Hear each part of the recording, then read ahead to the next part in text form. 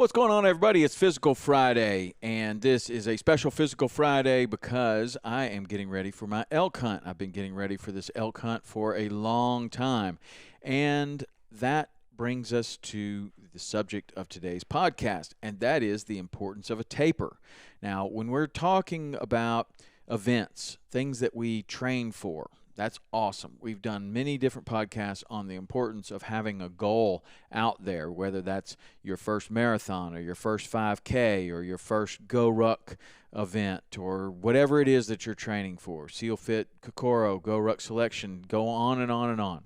Whatever your event is that you're training for, the importance of a taper is what I want to talk about today. And a lot of people know about tapering as it applies to running, because runners will have a good taper in their training program. So you will build up, and then just before your marathon or your race, you will start to kind of taper off. You'll start to decrease the amount of work that you're doing so that you can show up to your race well rested, at your peak, and uninjured. Okay?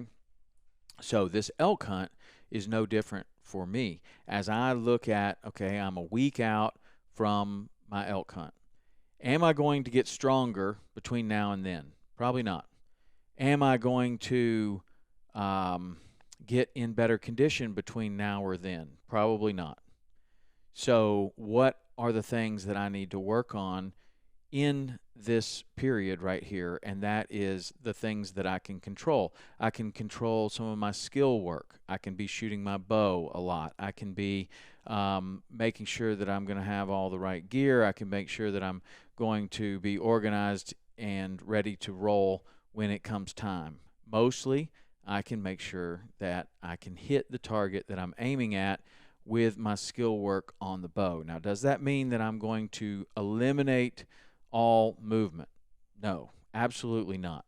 So Ross Enamite, he's been on the podcast before, he advocates that during a taper, and mostly what he always trains for and coaches people to train for is boxing. And in boxing and wrestling and combat sports, you are training for an event. In boxing, it's and in MMA, it is an event that's well out in front of you. You go, you start training, you go to a training camp, and then there's going to be some sort of a taper that you're going to have. You're also going to need to make weight for those events. And so there is a taper that is necessary, but you don't want to just eliminate all movement, because then you get stale and slow. And so the importance of a taper is incredibly important, whether it is a boxing match or a marathon or something like a fishing trip or a hunting trip that you've been preparing for a long time. Number one, as it gets to about a week before, is you want to show up uninjured. Okay, you don't want to be doing, or I won't say you don't want to be doing, I don't want to be doing anything that might injure me. So is this the week to go for a PR deadlift? For me, no. Is this the week to go for some sort of a max 5K run this week? No, because I know that next week I'm going to be doing a lot of hiking. I'm going to be doing a lot of heavy rucking. Hopefully, if we're successful, we're going to need to ruck out an entire elk. So I want to show up as healthy and well-rested as I can be. And in order to be well-rested and healthy, I need to continue my movement. I need to continue my workouts, but I need to ease up on the weight that I'm doing. So like this morning, there were deadlifts. It called for 225-pound deadlifts for reps, and I chose to do 135-pound deadlifts, a weight that I'm very comfortable with. I'm not going to hurt myself. I'm going to go through the movement. I'm going to get the benefit of what that workout is trying to give me, but I'm also going to do it at a lighter weight. I'm going to go through the entire workout, but I'm going to do it at a lighter weight. And when it comes to running or or wrestling or any of those things, what Ross Enamite suggests is that you maintain the intensity of the workouts, decrease the duration of the workout. So if you're wrestling, you're wrestling hard, but you're not wrestling for 2 hours anymore, you're wrestling for 20 minutes. You're getting in the reps, you're checking your moves, you're doing everything, your skill work, and then you're just decreasing the intensity. For what I'm getting ready for, I'm decreasing the duration. I should say. I said you're decreasing the intensity. You want to maintain the intensity. You want to decrease the weight. You want to decrease the duration to where you're not stressing your body in a way that you're going to show up tired or injured. You are giving yourself much needed movement. You're stretching, you are going through your entire range of movement, you're working on your skill work, in this case shooting the bow. If it's a fishing trip you're getting ready for, you're practicing your casting, you're working on all of the things that you can work on at home before you go to this trip. And one of the most important things is that you show up uninjured and well rested. So that is the importance of the taper. The taper allows you to do your very best. The training allows you to work up to a point to where you are stronger and better condition than you were before.